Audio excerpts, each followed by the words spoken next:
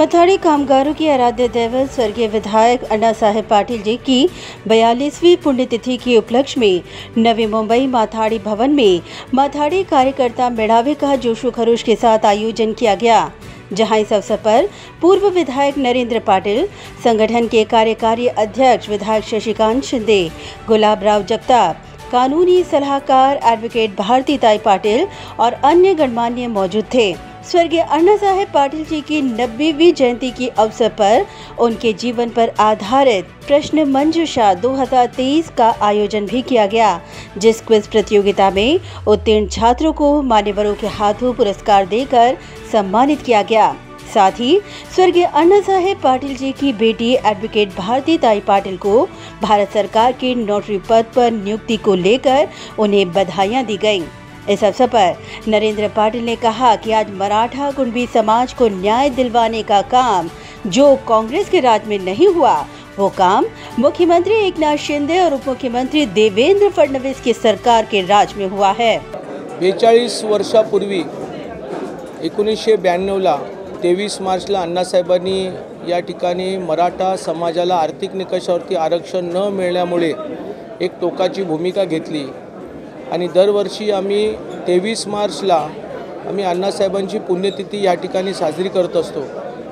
आज राज्यामध्ये ज्या पद्धतीनं मराठा समाजाकरिता कुणबी समाजाच्या मराठा कुणबींना न्याय मिळाला, मराठा समाजाला 10% प्रमाणे आरक्षण देण्याचा निर्णय आज एकनाथजी शिंदे साहेब आणि देवेंद्र फडणवीस साहेबांनी घेतला, परंतु यदाकदाचित त्यावेळच्या राज्यकर्त्यांनी जर 1982ला काँग्रेस सरकारने हा जर निर्णय घेतला असता तर महाराष्ट्राला एक खरा कामगार चळवळीचा नेता, मराठा समाजाचा एक नेता हरपताना दिसला नसता।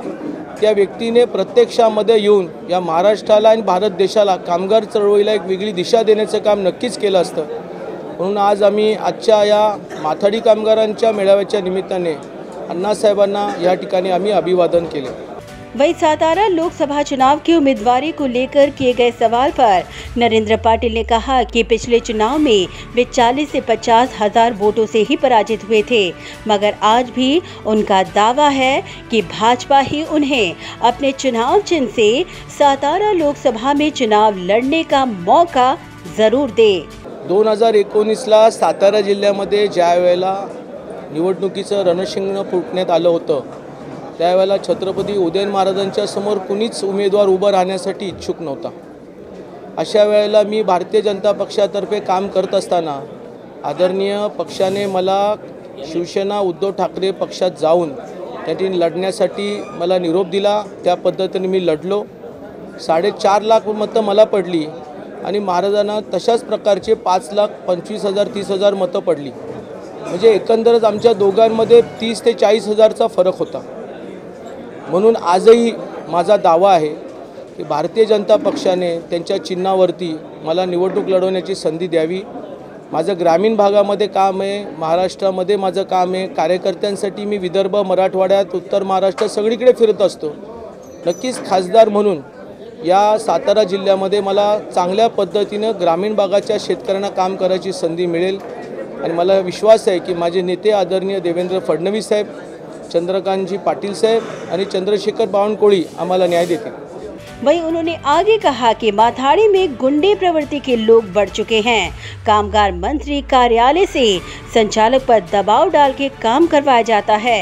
ऐसे में उनकी एक ही इच्छा है, परिवर्तन। गेल्या काही वर्षापासून सातत्याने माथाडीमध्ये गुंड प्रवृत्ती वाढत आहे। कामगारांचे जे माथाडी बोर्ड आहे चेअरमन पैसे घेतल्याशिवाय निर्णय घेत नाहीत, ही वस्तुस्थिती आहे।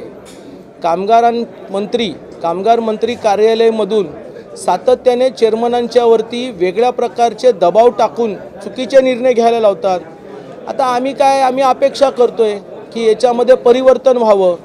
आता तर काय खासदारकी आहे, भविष्यात आमदारकी लागेल आणि जर एक चांगला कामगार नेता जर कामगार मंत्री म्हणून या राज्याला मिळालं तर कुठेतरी खऱ्या कामगाराला न्याय मिळेल। नाहीतर परिस्थिती आज आहे याच्यापेक्षा वाईट परिस्थिती भविष्याच्या विधानसभेच्या निवडणुकीनंतर होऊ शकते, अशी वस्तुस्थिती आहे। Bureau report, Navi Mumbai network.